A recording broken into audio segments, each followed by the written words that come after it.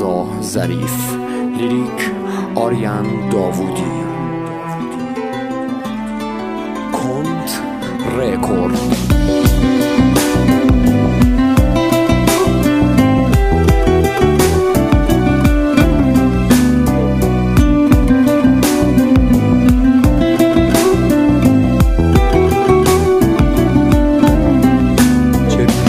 شمردیم عاشق شدیم، چقدر جمعه ها رو به در زل زدیم، چقدر با امید ظهور یه مرد به زخم دوای تحمل زدیم، به زخم دوای تحمل زدیم.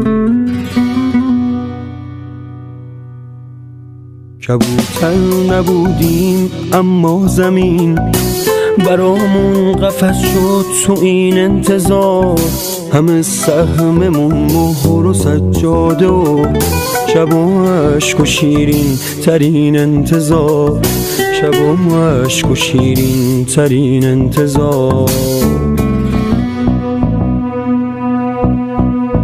نفس میکشم تو نبودت ولی هوای نبودت هوای غمه، میخوام کل دنیامو از دست بدم، تو دنیای من شی به جای همه، تو باشی تو دنیا به جای همه.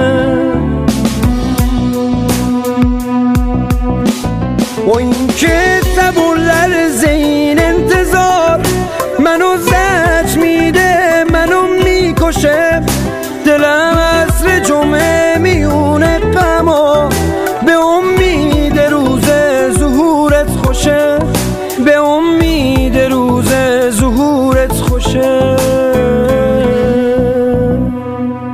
یه روز اوج کفرم، یه روز مرد دین،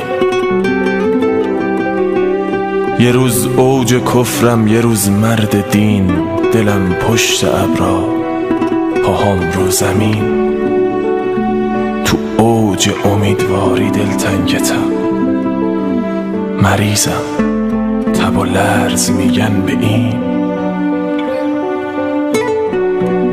دلم داره پر میزنه آسمون، پر از عطر نرگس بشه خونمون،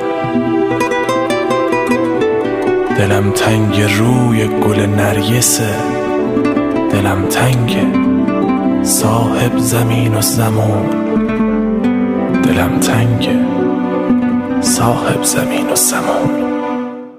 نفس میکشم تو نبودت ولی هوای نبودت هوای غمه، میخوام کل دنیامو از دست بدم، تو دنیای من شی به جای همه، تو باشی تو دنیا به جای همه.